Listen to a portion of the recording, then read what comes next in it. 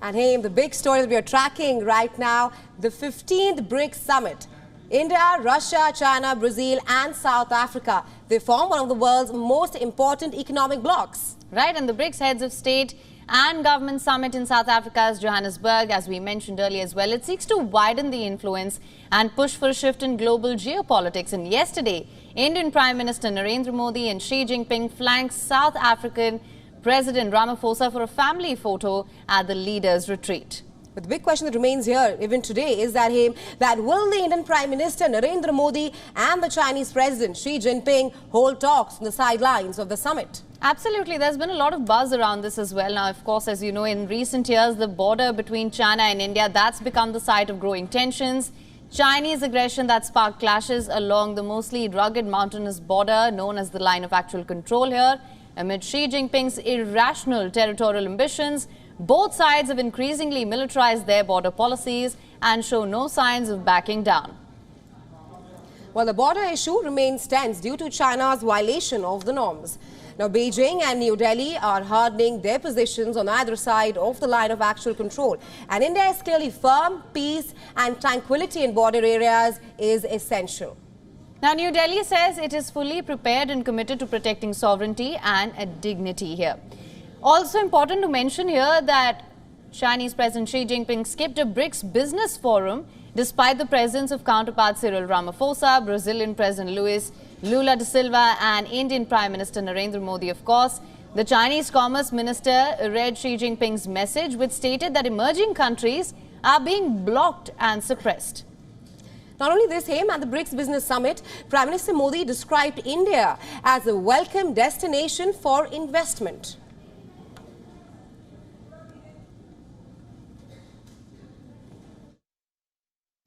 इस बात में कोई संदेह नहीं कि आने वाले वर्षों में भारत विश्व का ग्रोथ इंजन होगा। ये इसलिए है क्योंकि भारत ने आपदा और मुश्किलों के समय को आर्थिक सुधार के अवसर में परिवर्तित किया। पिछले कुछ वर्षों में हमने मिशन मोड में जो रिफॉर्म्स किए हैं, उनसे भारत में ईज ऑफ डूइंग बिजनेस में लगातार बढ़ोतरी हुई है। हमने कंप्लायंस बर्डन को कम किया है, रेड टेप को हटाकर रेड कारपेट बिछा रहे हैं। Meanwhile, Putin decided against attending in person as he is the target of an international criminal court arrest warrant that South Africa is in theory bound to enforce. And addressing the business forum, the Russian president said that BRICS works for the global majority. Right, now just let's give you a brief background here. BRICS was founded as an informal club in 2009 to provide a platform for its members to challenge a world order dominated by the United States and its Western allies. Its creation was initiated, in fact, by Russia. And as per UN data, the BRICS grouping represents more than 1/4 of the global GDP and 42% of the world's population. Well, the BRICS have seen the economic influence increase over the past decades as drivers of global growth, trade and investment. Well, the bloc operates by consensus and all the BRICS countries are a part of the G20 of the major economies. Right, some 50 other leaders who are not BRICS members, including Iranian President Ibrahim Raisi and Indonesian President Joko Widodo, are attending the talks in South Africa. Now, also, Resha, something that we've discussed and something that is set to take center stage at the summit here as well is that at least 40 countries have shown interest in becoming members, with 23 having submitted their applications, and some of the countries aspiring to be BRICS members includes Argentina, Bangladesh, Bahrain, Cuba, Ethiopia, Indonesia, Iran, as I mentioned earlier, Nigeria and Saudi Arabia. Well, this topic of BRICS expansion, it does remain a point of contention. And right. The bloc aspirants view BRICS as an alternative to the global bodies that are viewed as dominated by the traditional Western powers. And right, they hope that their membership will unlock some sort of benefits, including development finance and increased trade and investment, dissatisfaction with the global order that among developing nations, it was exacerbated by the COVID-19 pandemic. That's when life-saving vaccines were hoarded by rich countries. Right.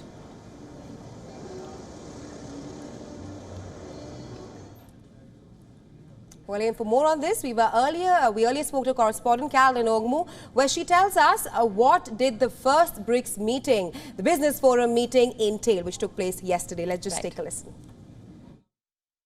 The BRICS leaders actually sent out a very clear message yesterday at the Business Forum. I have some points made here that what each leader said. If you go into Russian President Vladimir Putin, who was making his remarks virtually, he stated, highlighted in fact BRICS' successes, reducing US dollars share of members' share trades, which he cites as have fallen to 28.7%. He was very unapologetic about what he was saying. In fact, also going on to talk about de-dollarization, saying it is an irreversible process and Russia remains and will be a reliable food supplier to Africa despite illegal sanctions that has been posed to them from the Western countries. Now, India's Modi categorically stated that his country will be $5 trillion economy soon and will be the growth engine of the world. He also welcomed BRICS bloc to invest in India, which is already doing very well. Going by a Chinese Commerce Minister, if you remember, Chinese President Xi Jinping was not present for the BRICS Forum, so his Commerce Minister represented him. So he spoke about, or he emphasized that changes are unfolding and they don't want to focus on inclusive world, and reiterated they are fully open for expansion. Now, if you remember that China has been at the forefront for BRICS expansion, so they mentioned that. And at the end, Brazil's President Lula focused mostly on agriculture, stating that they can support agro and technologies to the BRICS nations, especially to Africa. President Cyril Ramaphosa of South Africa also mentioned a bit about BRICS expansion, stating that leaders meeting towards the end of the day on Tuesday for retreat, they will be discussing amongst various issues. One would be BRICS expansion.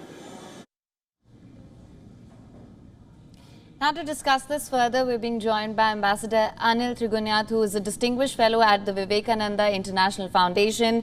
He's also served in the Indian missions to Cote d'Ivoire, Bangladesh, Mongolia, USA, Russia, Sweden and Nigeria, Libya as well as Jordan. Sir, thank you so much for joining us on the show this morning. Thank you. Thank you.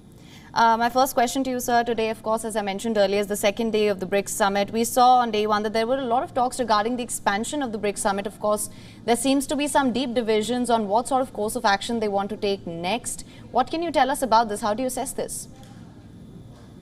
Well, as you know, that world is going through a global churn. And there is a tremendous crisis of confidence in the bipolar world as well as in the unipolarity of the various major powers. And therefore, there is a greater emphasis on multilateralism, plurilateralism, and the BRICS provides that kind of a comfort zone for various global south countries as well as for the middle powers. And therefore, there is a rush that we are seeing about 40 countries are looking to join the BRICS. And so, in my view, the question is that as India says, and the Prime Minister Modi has also mentioned, that we need to have certain objective criteria rather than just try to create a major implosion and admit everyone. So therefore, guiding principles have to be done. We have seen in the SCO, India, it took 15 years for India to join there. So expansion is a must. When is a question, if is not a question. So there is going to be an expansion for various reasons, because BRICS has been a success story to a great extent. It was supposed to be an emerging economies club, which will eventually dictate the course of the global trade and economy, which it was doing. But it also has its own internal contradictions. As you said, that each country has its own approach to the expansion, has its own favorites, perhaps.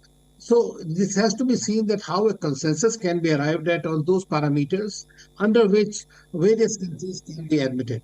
And this is a good thing because, see, the countries you have mentioned, Saudi Arabia and other lot of Gulf countries, countries from Argentina and Bangladesh and others who want to join. Now you will see that many of them are oil-rich economies. And where is their markets? Their markets are in India and China, or Japan and South Korea, basically the Asian markets. So they are following Act East policy. It's very much a part of it, even though it has a continental footprint coming from 4 continents. So I think that there is going to be eventually when it is. Secondly, this also provides a certain kind of a strategic autonomy and a certain affiliation with the non-Western, I would say, an organization. Right, sir. Right, Ambassador, you speak of how the world is going through a global churn at the moment. But talk to us as to how the ongoing summit gives the platform to discuss the concerns of for the global South. Well, you know that nearly the first thing is the theme that South Africa has chosen, as invited all African countries, and 69 countries are participating from different continents. Now, that in itself, and the theme of this is essentially, as we know, is how to have these accelerated growth. For example, how to have the inclusive multilateralism and sustainable development. I mean, those are the major issues that are impacting currently, be it as a result of the pandemic or Russia-Ukraine war. What the Russia-Ukraine war has really focused is on the 4Fs, and all 4Fs are extremely important. One is the weaponization of the financial instruments. Another is the weaponization of the food, fertilizer, and fuel. Now, all these things have directly impacted the global South. And therefore, and India, as you know, under its G20 presidency, the first thing Prime Minister Modi did was to call for a meeting with the global South. 125 countries participated. They expressed what kind of a platform, what kind of needs that they have that need to be plugged going forward in the G20. And earlier next month, we also have the visit of Xi Jinping and others. So leaders will be descending in New Delhi to discuss other things in a much larger platform. So these issues will be carried forward from here. So India is there, which is looking for it. South Africa, which is the host country, obviously in the 2015 also they had mentioned about it. And they want the African countries to be on board. How the African Continental Free Trade Agreement can be plugged with the BRICS. How the new development bank's footprint can be expanded. Those are the major issues that they are going to discuss. Of course, the currency trading, increasing trade in the national currencies, and Russia will probably flag that it is there for the African countries when it had a Russia-Africa summit recently in St. Petersburg. So they might say that we are ready to provide food and fuel if necessary to the African countries. Now, so all these countries are trying to focus on the global South because the real action is going to be in the global South going forward. Right. All right, Ambassador, thank you so much for joining us on the show with your insights on this. Thank you.